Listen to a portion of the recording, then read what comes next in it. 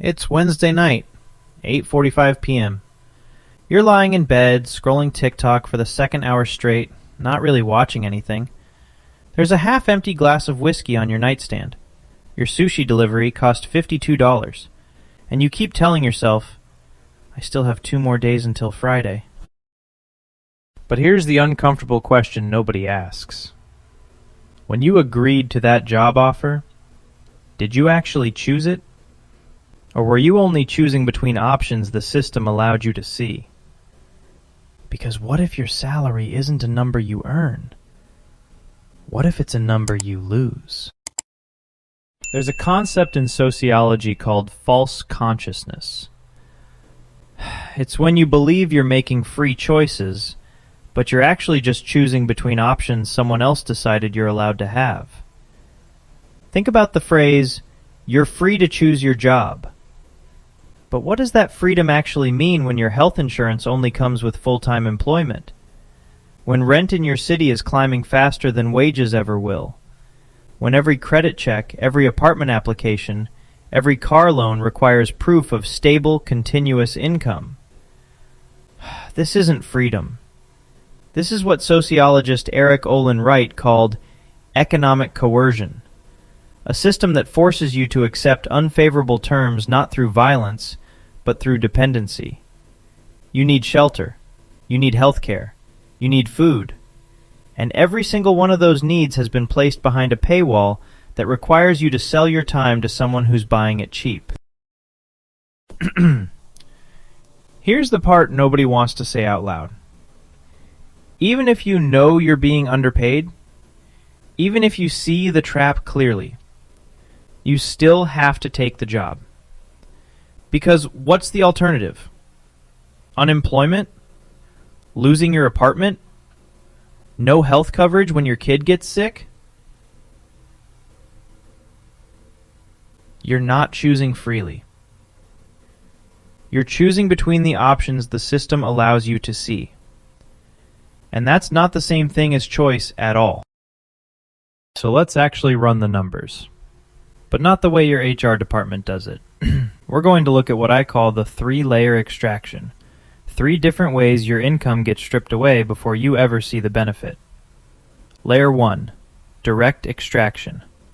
This is the obvious one. Let's say you make $68,000 a year.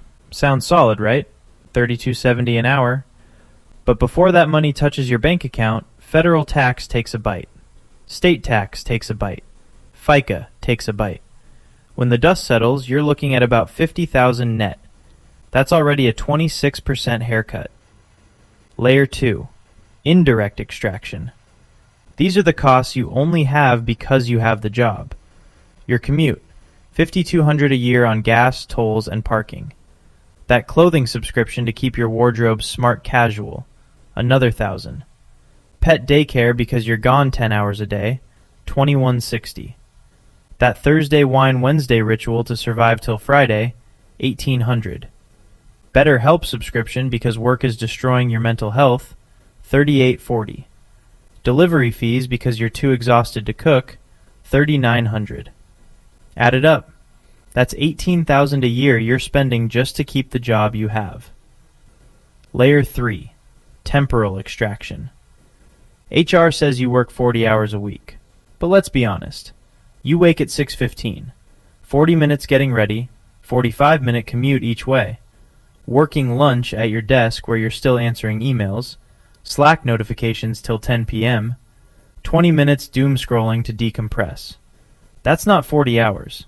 That's 65 hours a week your life revolves around work. Now let's do the real math. $50,000 net income minus $18,000 in costs leaves you $32,000 actual take-home. Divide that by 65 hours a week, 52 weeks a year. That's 3,380 hours annually. Your actual wage? $9.47 an hour. Not $32.70. $9.47.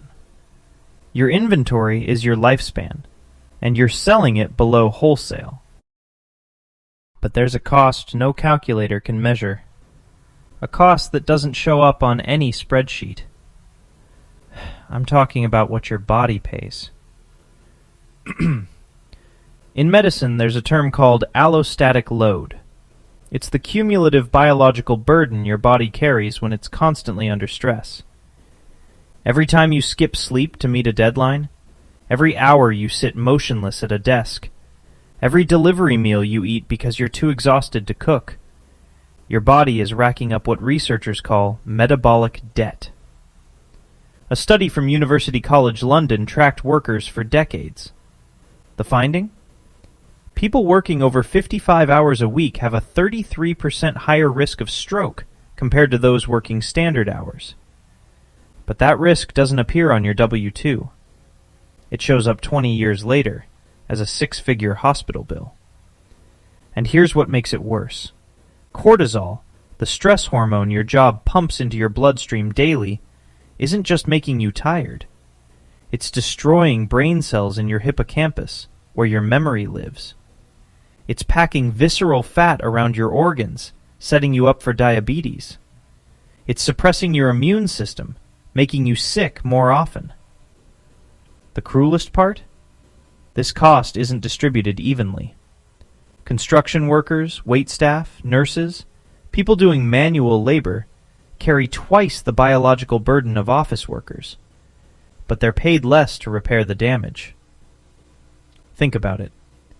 If you work 65 hours a week for 40 years, that's an extra 48 million heartbeats your body shouldn't have to give. Your body wasn't designed to run in emergency mode continuously. Your real wage isn't just low. It's being paid in years you'll never get back. You might be thinking, okay, I get it. I know my real wage is lower than I thought, so I'll just change my behavior. But here's why that's harder than it sounds. This isn't a knowledge problem. It's a coordination problem. Imagine your company has 100 employees. If everyone agrees to work exactly 40 hours a week, refuse overtime, never check email after hours, productivity actually goes up. Stanford research proves this. Everyone's better off. That's what economists call a Pareto optimal outcome. But now, one person decides to stay late to impress the boss. Just one. Suddenly, if you leave at 5, you're the slacker. You're less committed. You won't get promoted. So now you have to stay late too. And then someone else starts coming in early, and the whole thing collapses. This is a Nash equilibrium, a situation where nobody benefits from changing their behavior alone, even though everyone would be better off if they all changed together. You're not trapped because you don't know better. You're trapped because the system punishes anyone who moves first. This is why work from home only succeeded during COVID, when it was forced on everyone at once.